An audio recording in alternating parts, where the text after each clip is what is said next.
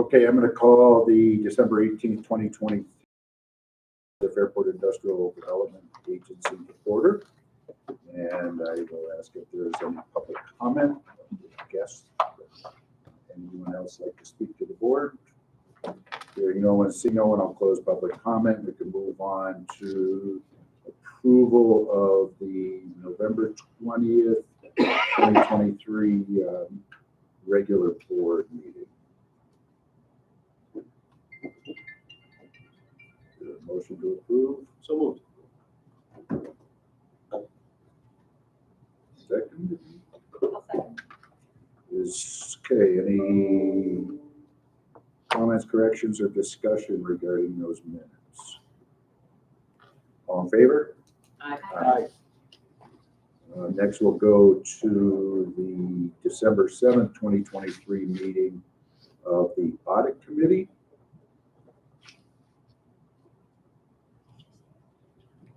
I move for approval.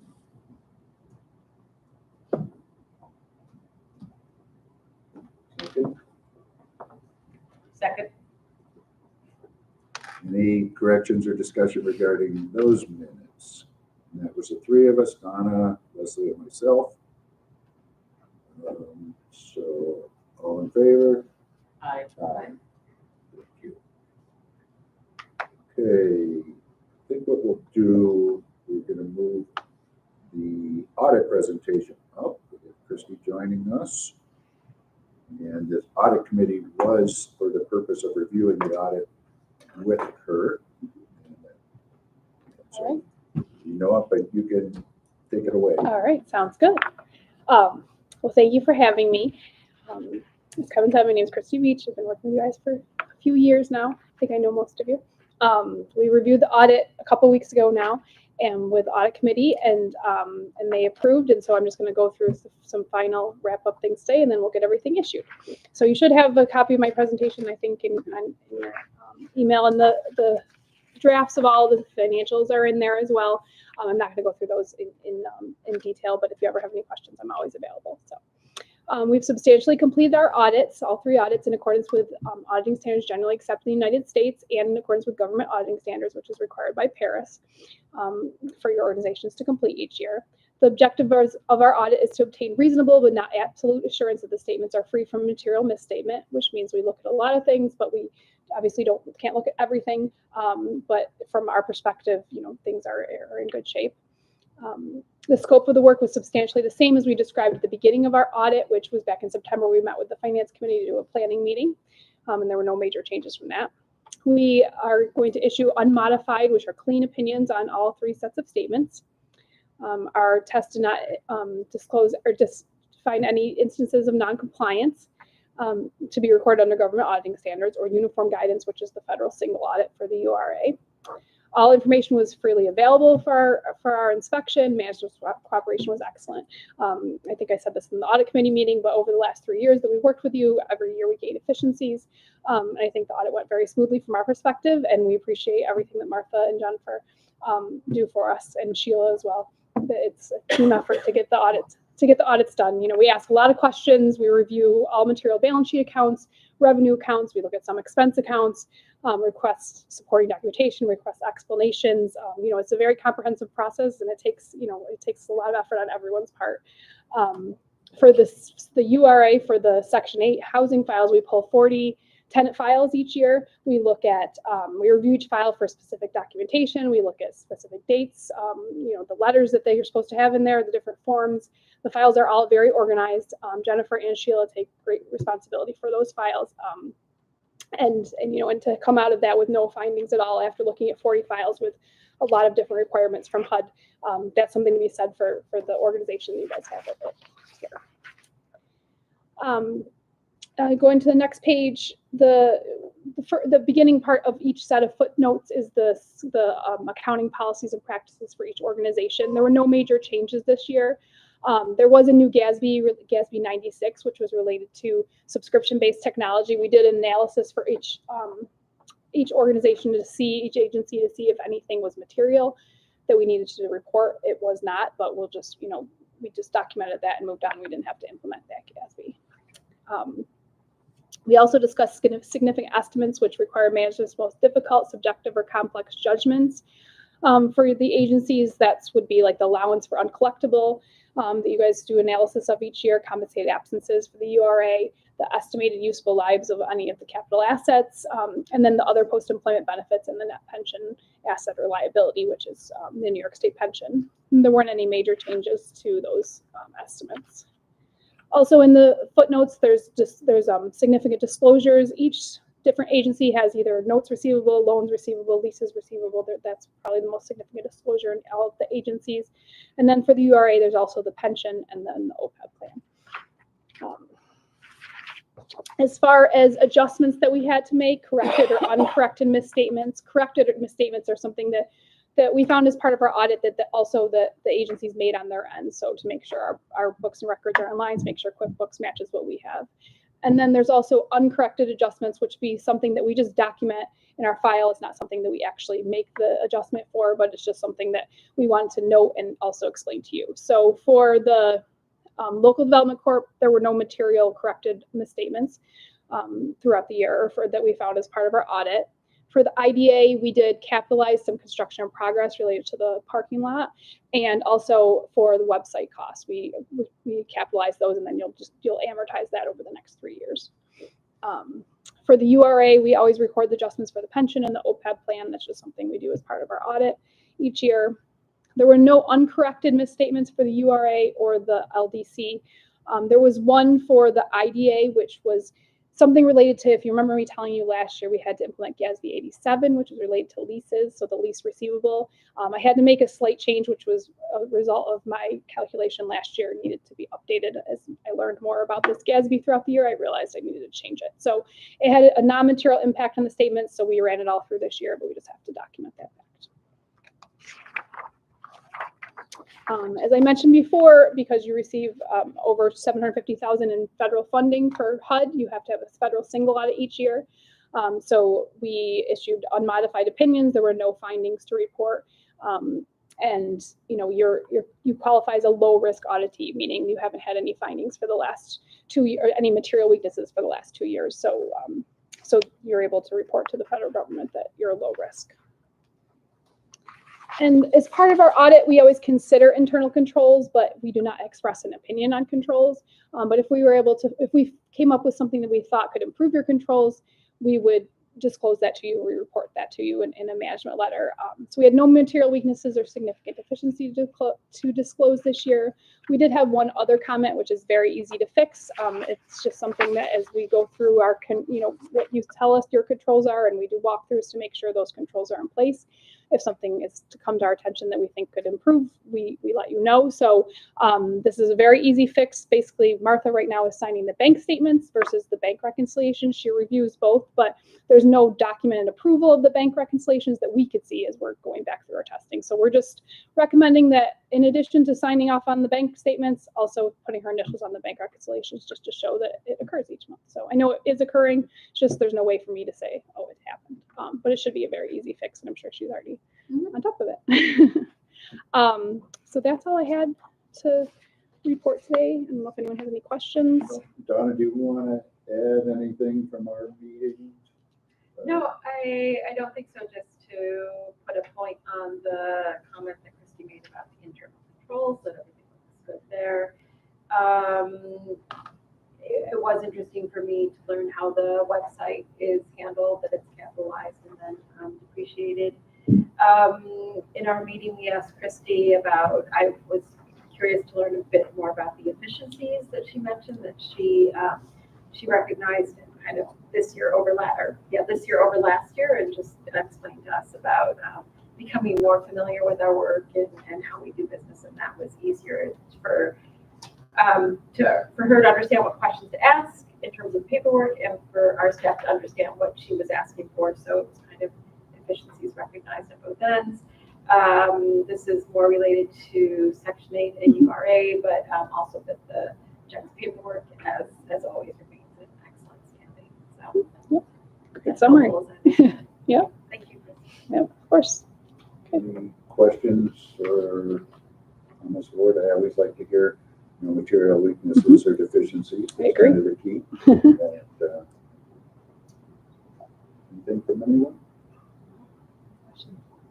Thank All right, you. Well, sounds thanks, good. Chrissy, and Yeah. thanks to our staff for providing all the help and making your job easier. Yes, absolutely. Thank you. And this is all due to Paris by the end of the year, so we'll get it all finalized this week and we're done for another year. All right. Well, thank you so much. Thanks, Christy. So is there a motion to accept the audit for the IDA?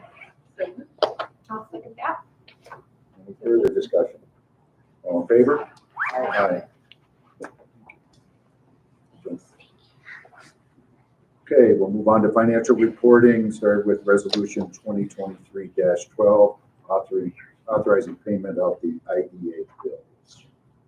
I reviewed the bills and I would move to authorize the payment of them. Second. Any questions or anything, Martha, that needs to be called out on that? It's pretty Nothing normal. unusual. Anyone? All in favor? Aye. We have the financial reporting for cash balances and investment report. I will note on the cash balances, that website line item, we've started over a new spreadsheet and a carryover in error, but where we take into account we were going to spend $35,000 that's already been spent, it will be removed going forward. And on the cash balances investment report, you can see we've got some nice maturities in our cash early in the year because we had anticipated being in the throes of the parking lot project. But we're going to be going out for that again in early 2024. So depending on what investment opportunities we should have adequate funds to cover that estimate that we have there, which is just an estimate. Anyone from the board have any questions for Martha? Any comments on any financials?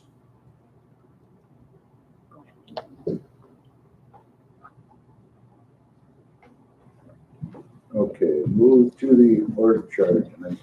This is Jenna moving about the board. Yeah, this should be the final, we hope, the final Thank you. board chart.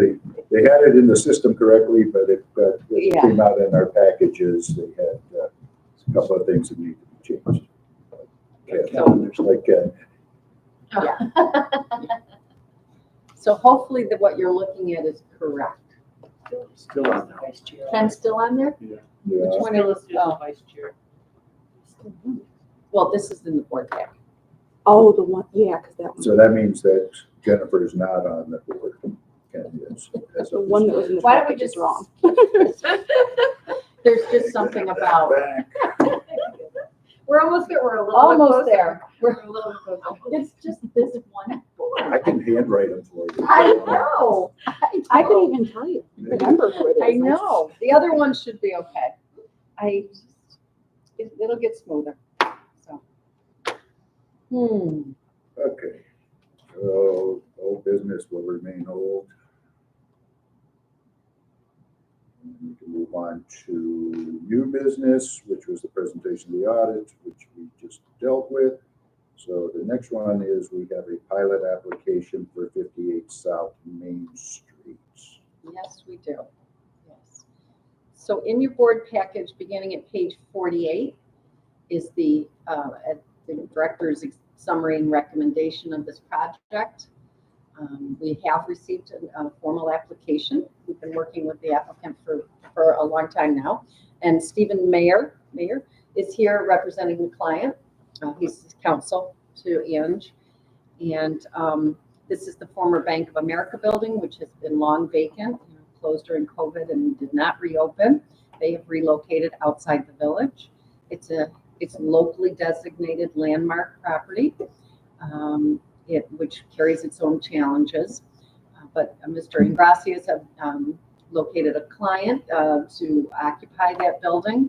He's obtained subdivision approval as well as historic preservation commission approval to subdivide the property add about an 800 square foot, one-story addition to the rear of the building to house a kitchen for a full-service fine dining establishment. Another 900,000 or so will be invested in that project within, for exterior and interior as well. And there is some job creation associated with that. Total project amount is $1.9 million. The applicant is seeking sales tax exemption, mortgage tax exemption, and a custom pilot agreement. A pilot is proposed to be fixed at current payments, fixed at what they're currently paying for 5 years. So fixed for a total payment of $26,900. That would be allocated pro rata across the taxing jurisdictions. Then in years 6 through 10, those payments will increase, and then the property will be at full value assessment at the end of that pilot agreement. Chair and I had many conversations with the applicant. We ran the application through our uniform tax exemption policy and its evaluation. And as I disclosed here in the summary, the project on the face of it would qualify for a standard pilot. Because as you know, those enhanced or longer term pilots, you can run it through a scoring process.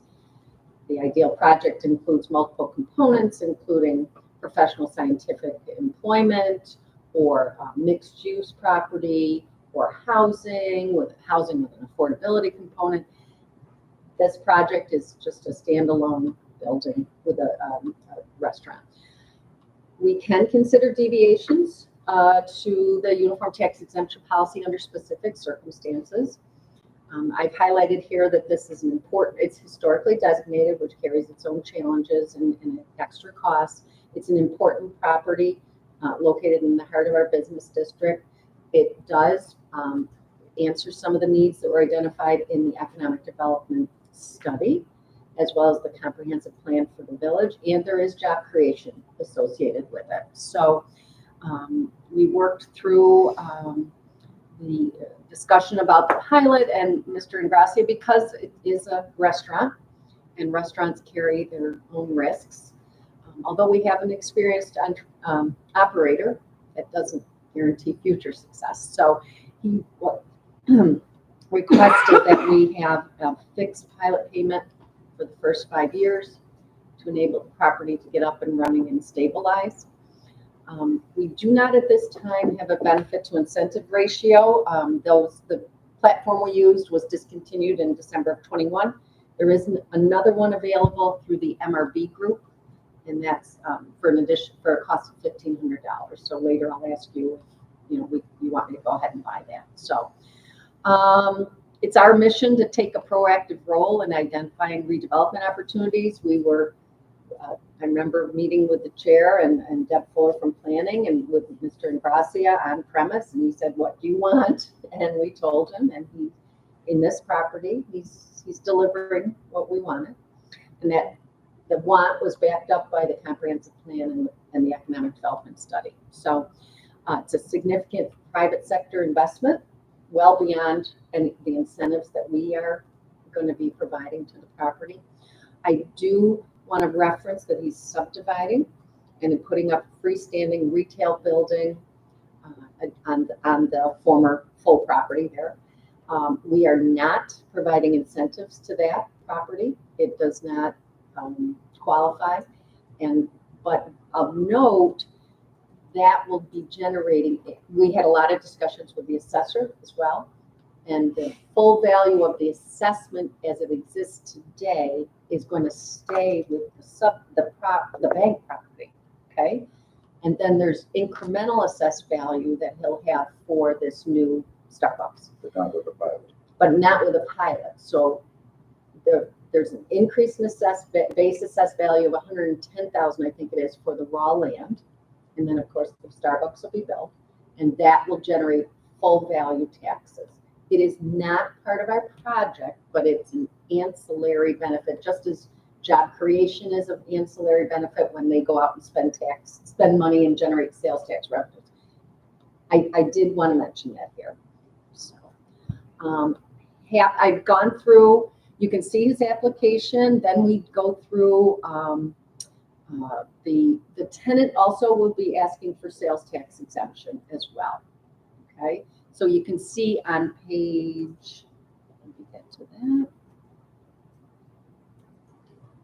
On page 59, you see who's paying for what. The applicant is actually paying for the addition and the equipping of the facility. So we've calculated the sales tax benefits associated with that. So we're looking for property tax abatement in a custom pilot, sales tax exemption, and then a mortgage tax exemption as well, because there will be financing of $700,000 on this project. So working with the ABO and OSC, we have to do certain things.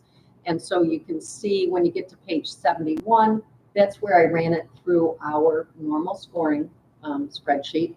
And then the next page, 72, is where I start to calculate what are the real benefits dollar-wise. It's a limited, and this does not, these are the incentives. I think it came out to like 154, but we don't have the benefits yet. The incremental, the jobs, the benefit to incentive ratio is missing, but I am confident that it will meet our 2-to-1 threshold. Of course. Yeah, Pardon? it'll exceed our minimum. I imagine it will. Yeah, I feel very But I confident. think it's important that we do get one of those programs. Yes. It's important to us. Yes. So tonight, I don't know, Stephen, do you have anything you want to add, or? I can field questions. I think you definitely summed it up very well. The one thing I will add is I've known Angelo for a little bit now, and the one thing that I can assure you is the minute he hits the ground running. So timing isn't necessarily an issue. He puts his mind to something, it's boots on the ground, shovels in, and he's off to the races. Good, thank you. Thank you.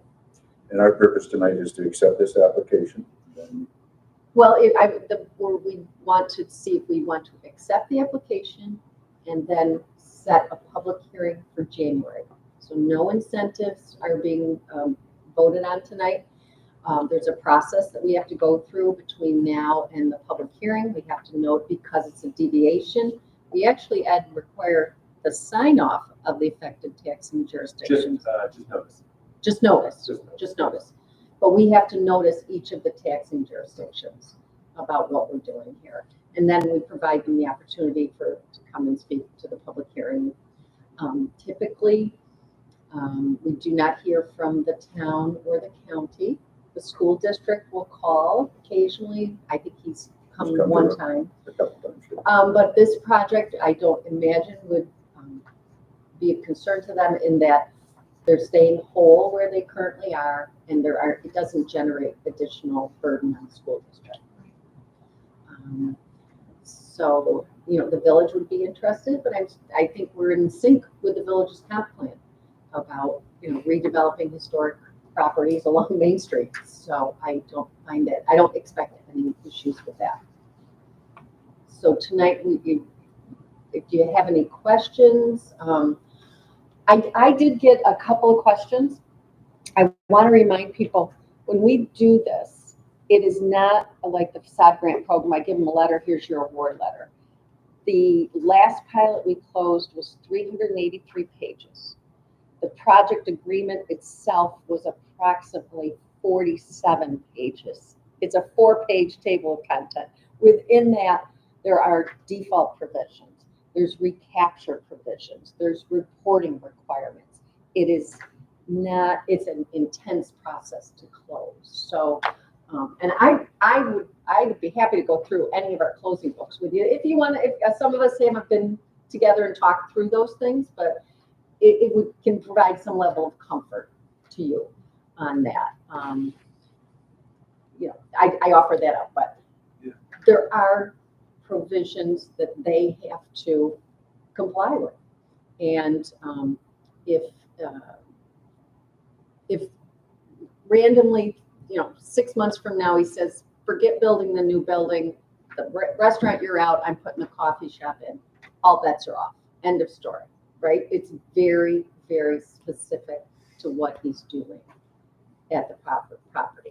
If he even wanted to switch it up, and if they left and he wanted to put an engineering firm in, again, he'd still have to come back to us because we are incentivizing this specific project. Okay? So there are, guardrails.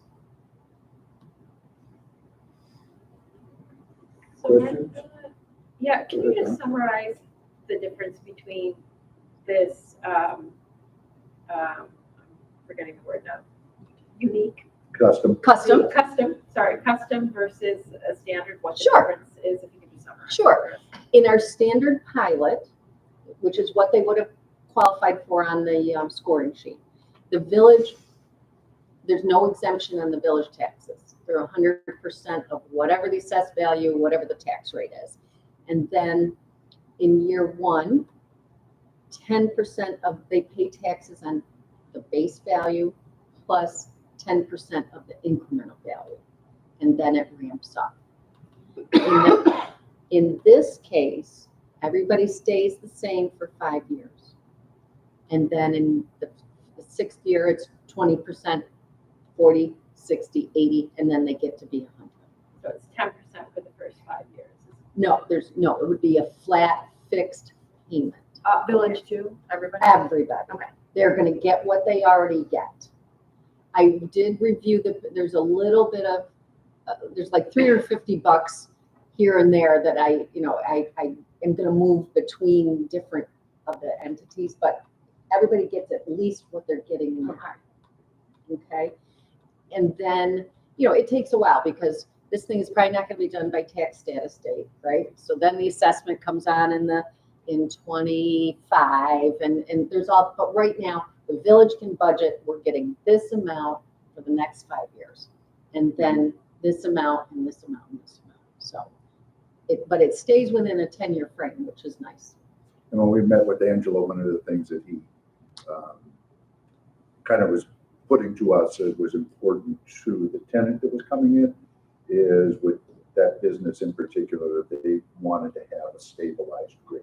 They didn't want to have it incrementally. They wanted to get their feet under them. They wanted to get the business up and running and know what they could budget, for not only this year, but for the following years at a kind of a stabilized rate. So he asked us for that, just relayed that it was important to the tenant to have some sort of stabilization for a period of time. So we kind of went back and forth on a number of things. This is not what he asked for. No, it is exactly, not. but it was presented to him and it was agreeable to the tenant. So. In that conversation, to the extent you can share, what were some of the concessions that we didn't honor? In other words, He was looking for a 15-year. I see. Okay. How close are we to being able to use that ratio tool that we don't yet have? If we empower you to do that. I can, within a week's time, Yeah, I'll be prior able to to prior deploy to it. the public hearing. Oh, absolutely, well Our prior to next- public yeah, hearing. in our next meeting. And I've always liked that data point. It Yeah. is, it's important to us. Yeah. Yes.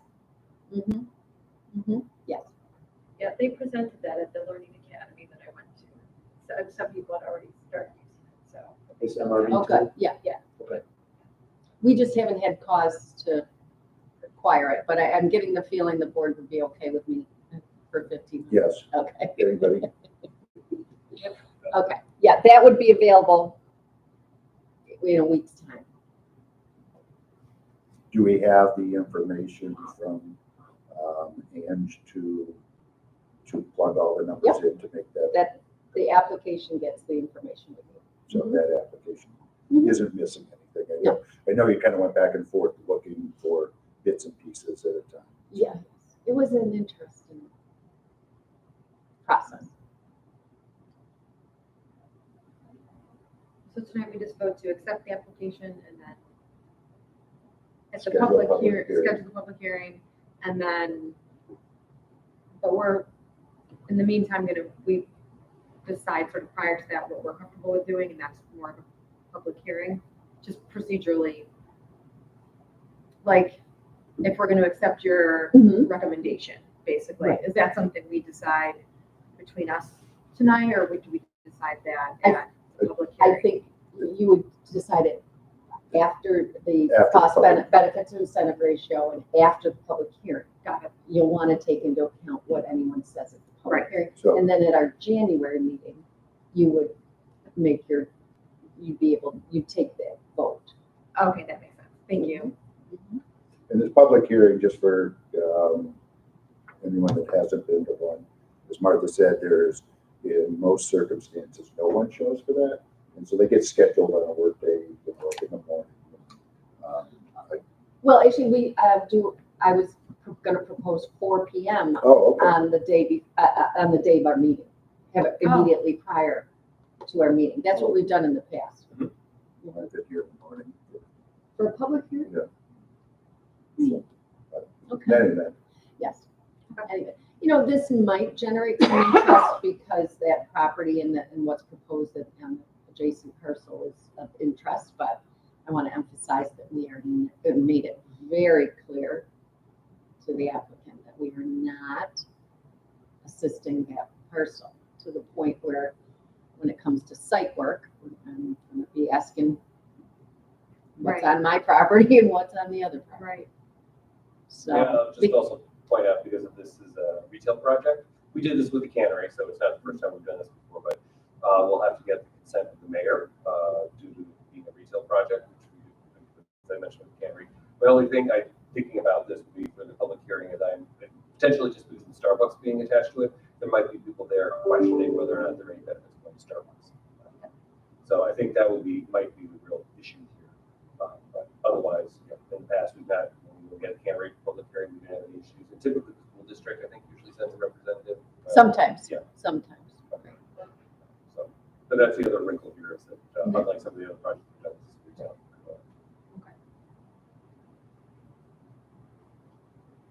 When we did the cannery, Mhm. did we also offer sales tax exemptions to any of the tenants?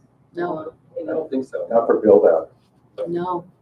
Just wondering. That, and the Because this is twice. I mean, it's the property and then it's the tenant you're talking about. Because you said there's another proposal coming from the tenant for sales tax exemption? He's part of this Oh, application. all right. Because on that one page, we had whose costs for whose. Yep. So we'll be issuing a sales tax exemption. Should the project be approved, we would issue a sales tax exemption letter to the tenant to outfit his place. And you brought up the cannery, which was, the first thing that comes to mind, Martha went through about how this is strictly related to this tenant, this specific use of the property. Unlike the cannery at the time that we did that was, they didn't have tenants. They were, this was more a spec. And so some of the things that we did not, that our provisions, I don't believe allowed us to change anything or say, nope, that isn't what you said you were going to do. No. This one does, it's locks in on If you recall, when we first, just pre-COVID, I think it was, the original applicants, we had separate applications from RDG, the accounting firm, and from Hamilton Stern. They were going to be 75 North Main, but they came in as separate tenants in separate applications, and we did approve those, but they didn't move forward. Yeah. Hope that we'll have some data and some input, hopefully from others Mhm. before the meeting, but we would then vote Mhm. in January, right? Yep. Yeah. Mhm. Anything else? So is there a motion to accept the application? I will move to accept the application. Schedule a public hearing. And schedule a public hearing. I'll second. Any further discussion? All in favor? Aye. Aye. Thank you. Thank you. Happy holidays. We'll be talking. Yeah. we will. Okay. Thank you. And anyone that wants to come in and yammer about the application or look at a pilot or whatever, love to do that, seriously. The next item is a typical year-end statement, report on operations and accomplishments. I take exception to the word typical. We don't have typical years here. We have fantastic years. Oh, I meant typical to this time of year. The holiday season, goodness, accomplishments. Yes. So this is part of the required reporting that we have to file within 90 days of our year end. The OSC, Office of the State Comptroller, or the Authorities Budget Office, or Paris, it's a whole plethora of people. So I actually enjoy this operations and accomplishment report because I think we forget about what all we do all year long, and it's a lot. So we talk about our operations, and then the accomplishments, the significant amount of work that we're doing out at Thomas Creek Wetlands, and the grants that are associated with it. I do put in, we've spent a lot of time discussing the parking issues up on North Main. Things like doing the uniform tax exemption policy. That was a slog, and we did a great job and finally got it. And it really was very helpful, I think, when we were talking with Ange. Here, we show them, here's what we want. And if you don't give this, then you don't get that kind of thing. So the branding and website and so forth, we also, filled a board member vacancy this year and so forth. So that was just the idea. So the next report is, again, just a bare minimum requirement by the OSC, and it attests to that we, test our internal controls and we address any deficiencies.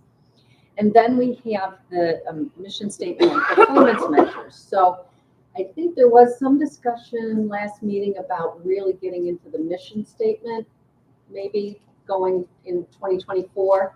But for now, this is what we're living with. And what I've done here is, it's not in your package, but what I'll be doing when I submit this is submitting the Economic Development Strategic Plan, noting the accomplishments, and send that off to them. So that's what that's all about.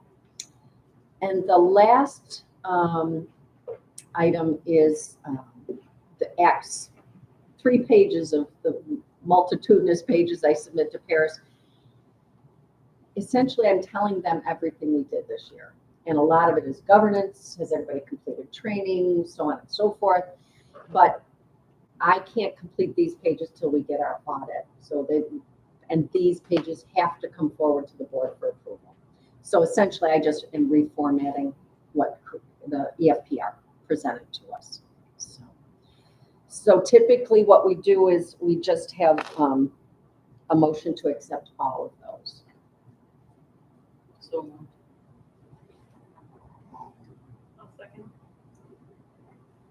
Discussion? Nice work. Thank you. A lot did get done this year. All in favor? Aye. Thank you.